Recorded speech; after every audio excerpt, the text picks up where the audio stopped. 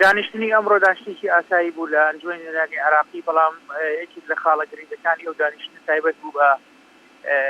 دەنگدان لەسەر پرۆژە یاسایی هەڵبژاردننی ئەنجومەنی پارێزگاکان لەگەڵ قەزا و ناحیەکان. بەڕاستیە ئێمە نوێنەرانی کورد تەحەفوزێکمان هەبوو لە ماوەی ڕابردوودا لەسەر ئەم پرۆژە یاسایە، ئەوە تایبەت بوو بە هەڵبژاردننی کەرکووک لە یانی عثمانی و عەرەبی هەر خەلە و کێشەیان دروستە کرد و ماوەیەکی زۆریش دواکەوتە بوو. ئەو بوو لە نەتیجەدا گەشتینە و تەوافقی کە هەندێک لە مادەکان بخرێتە دەنگدانەوە و ئەوەی کە پەیوەندی بە کەرکووکەوە هەیە هەڵبگیرێ بۆ